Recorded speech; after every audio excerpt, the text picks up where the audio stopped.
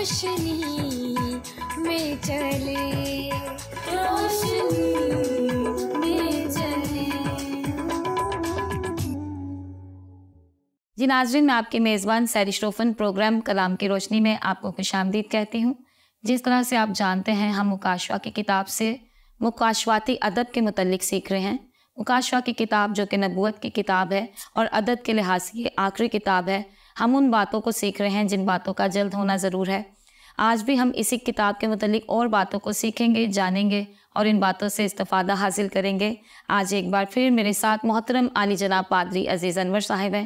پادری صاحب، آج کے اس پروگرام میں آپ کو خوش آمدید کہتی ہوں۔ بہت شکریہ سہرش کہ آپ نے مکاشفے کی اس تعلیمات کے تعلق سے اس پروگرام کا اہتمام بھی کیا ہے اور آغاز بھی ہو چکا ہے۔ میں سمجھتا ہوں کہ یہ بہت اچھا ہے تاکہ لوگ آج کے دور میں خدا کے پاک کلام کے ان بھیدوں کو سیکھ سکیں اور جان سکیں۔ جی پادری صاحب، گزشتہ ایپیسوڈ میں ہم بونچال کے متعلق اور سورج کے سیاہ ہونے کے متعلق باتوں کو سیکھ رہے تھے، تو آج اسی گفتگو کو جاری رکھتے ہوئے یہی سوال آپ سے دوبارہ پوچھنا چاہوں گی کہ کچھ لوگ کہتے ہیں کہ جس بونچال اور سورج کے سیاہ ہونے کے متعلق جو پیشن گوئی ہے وہ مسیحی خداوند کی موت کے وقت پوری ہو چکی، اب قیامت نہیں ہوگی۔ آپ اس سلسلے میں کیا کہتے ہیں؟ اور بہت شکریہ اس سوال کے لیے، کیونکہ یہ کئی سالوں سے مسیحی اور غیر مسیحی لوگوں کے ذہنوں میں یہ سوال آتا ہے، اور پھر اس کا حل وہ یہی ڈھونڈتے ہیں کہ جی وہ بونچال جو ہے وہ آ چکا ہے۔ یہ غلط ہے، یہ ان کے کامل بھی ہے۔ جی، بونچال جو ہے وہ اگر ہم زمین کا مطالعہ کریں یا ارتھ کا مطالعہ کریں جی، تو یہ بونچال تو ارتھ پر یا زمین پر آتے ہی رہے ہیں۔ ان کا کوئی ایک دور، کوئی ایج نہیں ہے۔ صحیح۔ ہم کسی ایک بونچال کو یہ نہیں کہہ سکتے کہ یہ وہ بونچال تھا جو آخری بونچال ہے جس کا چھٹی مہر کے ساتھ تعلق ہے۔ ایسا سوچنا میں سمجھتا ہوں ہماری قابل میں ہے۔ جب ہم بائبل مقدس کا مطالعہ کرتے ہیں تو زکریا کے صحیفے کے 14ویں باب کی 15ویں آیت میں اور آموس پہلے باب کی پہلی آیت میں اس مشہور بونچال کا ذکر ہے جس کا تعلق عہد عتیق سے ہے۔ مسیح یسوع کے موت کے وقت جو بونچال آیا یہ اس سے بہت پہلے کی بات ہے۔ صحیح۔ تو یہ کہنا کہ وہ مسیح یسوع کے موت پر آنا والا جو بونچال ہے یہ وہ بونچال ہے، یہ ہمارے اس قابلبی کا ثبوت ہے کہ ہم بائبل کا مطالعہ نہیں کرتے، جبکہ آموس میں اور زکریا میں عزیہ بادشاہ کے دور میں لکھا ہے کہ بہت بڑا بونچال آیا، اور اس بونچال کو یہودی تاریخ میں آج بھی یاد کیا جاتا ہے۔ صحیح۔ دوسری بات، مسیح یسوع کے جی اٹھنے پر بھی بونچال آیا۔ جب وہ جی اٹھے تو لکھا ہے بونچال آیا، اور پھر اس کے بعد قبر کے منہ سے پتھر ہٹ گیا اور وہ جی اٹھے۔ جی۔ پھر پولوس اور سیلاس کے بارے میں ہم جی پڑھتے ہیں اعمال کی کتاب میں، جب ہم اس کے 16ویں باب کا مطالعہ کرتے ہیں تو اس کی 26ویں آیت میں لکھا ہے کہ وہ دونوں جیل میں ہیں، ان کی ٹانگیں، پاؤں، ہاتھ کانٹ میں ٹھکے ہوئے ہیں، اور وہ حمد کے گیت گا رہے ہیں۔ جی۔ اور اس وقت بھی لکھا ہے بونچال۔ کہ ایک بونچال آیا، لیکن اس بونچال کے نتیجے میں جو صوبیدار تھا وہ ان کے پاس آیا اور اس نے بڑا اہم سوال کیا جو آج بھی ایسے لوگوں کو کرتے رہنا چاہیے جو اس طرح کی قابل کی باتیں کرتے ہیں یا خدا کے کلام کی سچائیوں کو جھٹلانے کی کوشش کرتے رہتے ہیں۔ ان کو ان کے صوبیدار کی بات کو یاد رکھنا چاہیے۔ وہ جب ان کے پاس آیا تو اس نے کہا اے صاحبو میں کیا کروں کہ نجات پاؤں۔ ان دونوں نے یک زبان ہو کر کہا مسیح یسوع پر ایمان لا تو تو اور تیرا گھرانہ نجات پائے گا۔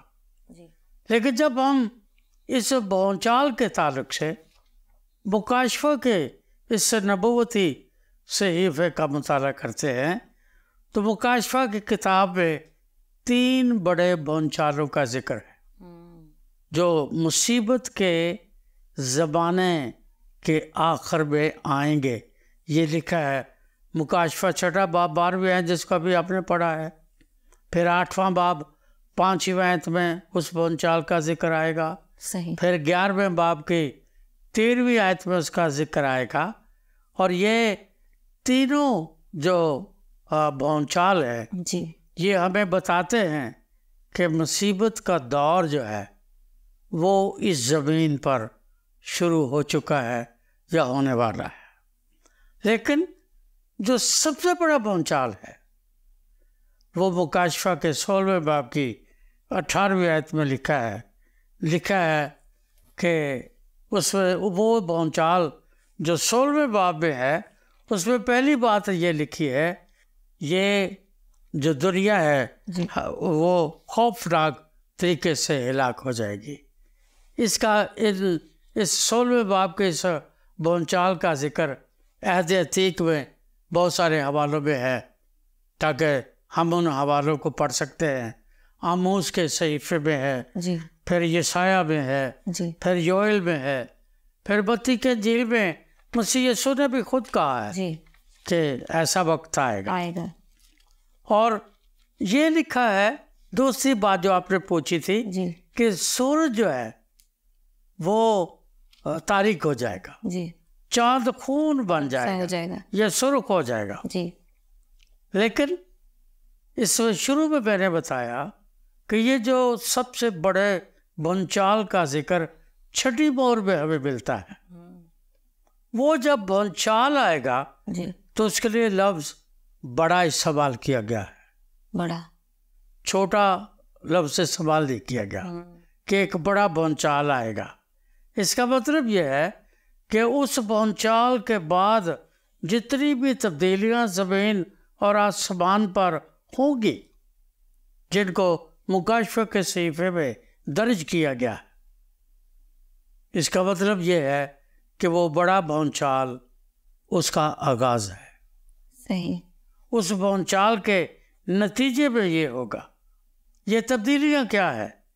پہلی بات تو یہ ہے کہ جو کرۂ ہوائی ہے وہ متاثر ہوگا اور پہاڑوں اور جزیروں پر یہ تبدیلیاں جو ہیں وہ رونما ہوں گی۔ لیکن یہ بات ہمیں یاد رکھنی چاہیے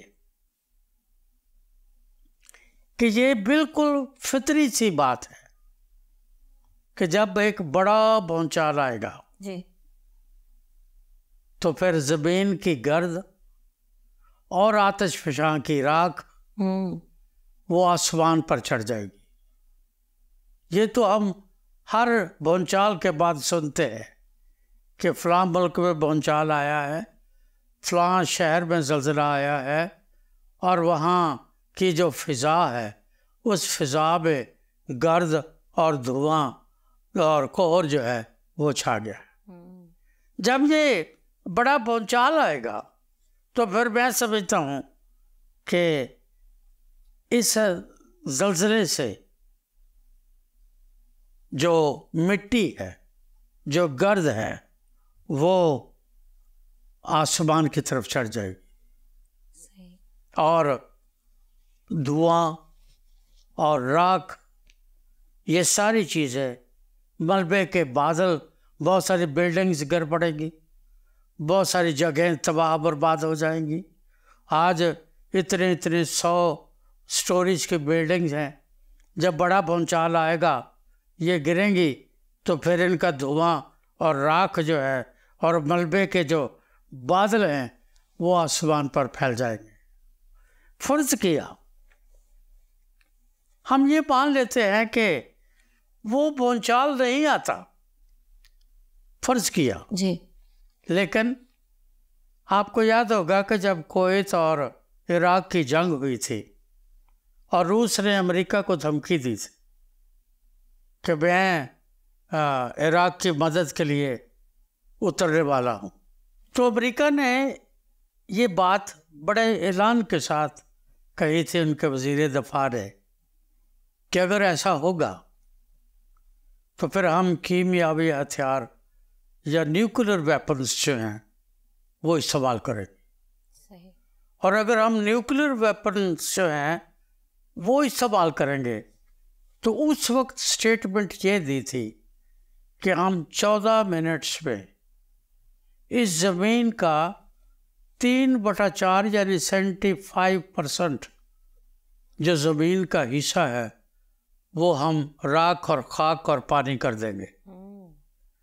تو یہ آج سے کافی سال پہلے کی بات ہے۔ صحیح، اگر آج کے دور میں یہ نیوکلر جنگ شروع ہو جاتی ہے جس کا کہ آئے دن اعلان ہوتا رہتا ہے، جس کے خطرات بڑھ گئے ہیں جی اور وہ بڑھتے جا رہے ہیں، اگر ایسا بھونچال نہ بھی آئے تو یہ جب نیوکلر ویپنز استعمال کیے جائیں گے ایک دوسرے کے خلاف، تو پھر زمین اور سمندر اور ہوا اور کوئی پہاڑ کوئی ٹیلا جو ہے وہ اس سے محفوظ نہیں رہے گا۔ صحیح، جب محفوظ نہیں رہے گا تو پھر یہ گرد اور یہ غبار اور یہ سارا ملبہ، یہ دھواں، یہ راکھ جو ہے ظاہر ہے آسمان کی طرف جائے گی۔ ٹھیک، ہیروشیما میں جاپان میں اور ناگاساکی میں جاپان میں یہ ہو چکا ہے۔ روس کے چرنوبل کے مقام پر ان کے ایٹمی ری ایکٹر پھٹنے کی وجہ سے ایسا ہو چکا ہے اور بہت سارے ممالک اس کی وجہ سے نقصان میں آئے اور انہوں نے نقصان اٹھایا۔ آج بھی ایسے مقامات کے اوپر سے ہوائی جہاز نہیں گزرتے۔ صحیح، اس کی وجہ یہ ہے کہ ان کو آج بھی خطرہ ہے کہ ہمیں اس کے اندر جو دھواں اور جو راکھ ہے وہ ہمیں گرا دے۔ تو جیسے میں عرض کر رہا ہوں کہ اگر بڑا بھونچال جس کا ذکر ہم چھٹی مہر میں پڑھتے ہیں جی وہ نہیں بھی آتا تو دنیا کے ممالک میں تیسری جنگ عظیم جس کا ہر وقت ڈر اور خوف لگا رہتا ہے، اگر وہ شروع ہو جاتی ہے تو پھر یہ پہاڑ، یہ ٹیلے، یہ سمندر، یہ زمینیں، یہ ٹاپو، یہ سب گرد کی صورت میں، دھوئیں کی صورت میں، یہ ملبے کی صورت میں یہ اڑیں گے اور پھر آسمان کی طرف وہ سفر کر جائیں گے۔ جب وہ آسمان کی طرف چلے جائیں گے جی تو پھر زمین پر بسنے والے انسان جو ہے ان کی آنکھیں اس ملبے کے پار چو کے دیکھ نہیں سکیں گی، اس لیے ان کو لگے گا کہ سورج نے روشنی دینا بند کر دی ہے۔ صحیح، اس دھویں سے آگے انسان کی نظر یا آنکھ نہیں جا سکتی، دوربین نہیں جا سکتی، کیونکہ دوربین یا میری اور آپ کی آنکھیں جو ہے یہ تو کلیئر ویژن ہوگا تو یہ کام کرتی ہے۔ صحیح، اور اگر بادل ہیں، دھواں ہے، ملبہ اڑ رہا ہے، گرد ہے اور اس میں ہر طرح کی سیاہی اور ہر طرح کا مٹیریل ہے تو پھر ہماری آنکھوں سے کیسے دیکھ سکے؟ صحیح، تو پھر دیکھنے والوں کو یہی لگے گا کہ سورج نے روشنی جو ہے دینا چاہیے، وہ دینا بند کر دی ہے ٹھیک۔ اور وہ نظر نہیں آئے گا۔ صحیح، چاند کی روشنی ختم ہو گئی ہے کیونکہ وہ نظر نہیں آئے گا۔ اور اگر ہم یوئیل دوسرا باب اس کی 30ویں اور 31ویں آیت کا مطالعہ کریں تو یہ پیش گوئی وہاں ہے، جی وہاں لکھا ہے اور میں زمین آسمان پر عجائب ظاہر کروں گا، یعنی خون اور آگ اور دھوئیں کے ستون، اس سے پیشتر کے خداوند کا خوفناک روز عظیم آئے، جی آفتاب تاریک اور ماہتاب خون ہو جائے گا۔ اور یہی ہم چھٹے مور کے وقت پڑھ رہے ہیں۔ تو یہ آل آف اے سڈن نہیں ہے، جی اچانک نہیں ہے۔ عہد عتیق میں یوئیل نبی کی معرفت خدا نے اپنے ایماندار لوگوں کو یہ بات پہلے سے بتا دی ہے۔ پھر دوسرا سوال جو آپ نے پوچھا تھا وہ یہ ہے کہ آسمان سرک گیا، اس کا کیا مطلب ہے؟ سائنس تو اس کو نہیں مانتی، لیکن اگر آپ سائنس کا ہی مطالعہ کریں، ایک کتاب ہے جس کا نام ہے بائبل اینڈ سائنس، جی اگر آپ اس کتاب کا مطالعہ کریں تو مکاشفہ کے صحیفے میں جو باتیں آج لوگوں کے لیے پریشانی کا سبب ہے، جی وہ سائنٹیفکلی ان کا جواب آپ کو اس کتاب میں ملے گا۔ آسمان سرک گیا، پہلی بات یہ ہے ہم آسمان کی بات کر رہے ہیں اور صیغہ واحد استعمال کیا گیا ہے۔ یہ نہیں لکھا کہ سارے آسمان سرک گئے، یہ لکھا ہے آسمان سرک گیا۔ لیکن پھر یہاں سوال یہ بنتا ہے کہ وہ جو سرک گیا ہے وہ کون سا آسمان ہے؟ صحیح۔ سائنس تو یہ کہتی ہے کہ یہ جو آسمان یا نیلا آسمان یا فضا ہمیں نظر آتی ہے یہ کچھ بھی نہیں ہے، یہ سمندر پر جب سورج کی شعاعیں پڑتی ہے تو سمندر کے نیلے پانی کا جو عکس ہے وہ ریفلیکٹ ہو کر جب اوپر جاتا ہے تو دیکھنے والوں کو وہ نیلا آسمان لگتا ہے، یہ تو سائنس کہتی ہے۔ لیکن جب ہم مکاشفہ کے صحیفے کا مطالعہ کرتے ہیں تو بائبل مقدس میں یا مکاشفہ میں 3 آسمانوں کا ذکر کیا گیا۔ جی پہلا جسے خدا کا تخت تخت اور فردوس کہا گیا، اور یہ تیسرا آسمان ہے جس کا ذکر مقدس پولس دوسرے کرنتھس کے خط میں جی اپنی زبان سے کہتا ہے کہ میں تیسرے آسمان تک اٹھا لیا گیا، جی 12ویں باب میں اور وہاں جو کچھ میں نے دیکھا وہ انسان پر واجب نہیں کہ اس کا ذکر۔ بکانا رمان ایک تو وہ آسمان ہے جسے ہم تیسرا آسمان یا جس میں خدا کا فردوس جی اور خدا کا تخت موجود ہے، جی جو ہم نے 5ویں 6 باب میں اس کا مطالعہ بھی کیا ہے۔ جی اس کے نیچے جو ہے وہ دوسرا آسمان ہے۔ صحیح۔ وہ جو دوسرا آسمان ہے وہ بائبل کے مطابق اور سائنس کے مطابق ایک تاریک فضا ہے، اور یہ جو تاریک فضا ہے اس میں ستارے ہیں، اس میں سیارے ہیں، اس میں شہاب ثاقب ہیں، ہر طرح کی کہکشاں وہاں ہے، اور اس کے علاوہ جتنے بھی اجرام فلک ہیں یا جتنے اجرام فلکی ہیں وہ اس جو تیسرے آسمان کے نیچے جو بیرونی فضا ہے یہ وہ ہے جہاں یہ ساری چیزیں موجود ہیں، اور اسے دوسرا آسمان کہا گیا۔ صحیح۔ تیسرا آسمان جو ہے جس کے بارے کہا گیا ہے کہ وہ سرک گیا، یہ وہ کرۂ ہوائی ہے ٹھیک۔ جو زمین کے گرد قائم کیا گیا ہے خدا تعالیٰ کی طرف سے۔ اس کو کرۂ ہوائی یا اوزون بھی کہتے ہیں۔ جی اور یہ جو کرۂ ہوائی ہے یہ 1.5 سے 2 میل کا اس کی چوڑائی یا گہرائی ہے صحیح۔ جو زمین کے گرد ہے، اور کوئی بھی چیز جو زمین سے آسمان کی طرف ٹریول کرتی ہے یہ کرۂ ہوائی جو ہے اس کے لیے ایک بہت بڑی رکاوٹ بھی ہے اور اس کے لیے ایک بہت بڑی برکت بھی ہے. اگر آپ کی تو شاید اتنی عمر ہی نہیں ہے، جب اپولو 11 چاند پر گیا تھا تو امریکہ کے کئی جو یہ مشن تھے وہ فیل ہو گئے. چاند پر ان کا کوئی بھی سیارہ یا کوئی راکٹ نہیں پہنچ سکتا تھا. انہوں نے بیٹھ کر ان کے تھنک ٹینک نے یہ سوچا کہ آخر وجہ کیا ہے، ہماری سائنٹیفک کیلکولیشنز میں غلطی کہاں ہے، جس غلطی کی وجہ سے ہمارا ہر پروگرام فیل ہو جاتا ہے.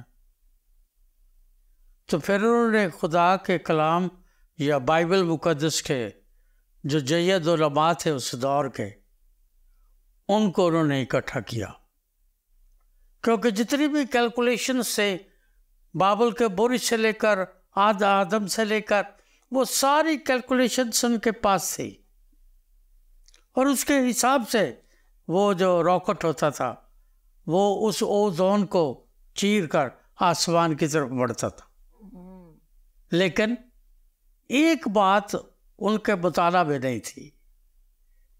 آپ کو یاد ہوگا کہ جب ہم بائبل مقدس کا مطالعہ کرتے ہیں اور حضرت موسیٰ بزرگ موسیٰ کی سرکوبی میں یا اس کی رہنمائی میں بنی اسرائیل قوم مصر سے نکلے، سمندر سے پار آئے، تو پھر کچھ قوموں کے ساتھ ان کی جنگیں ہوئیں،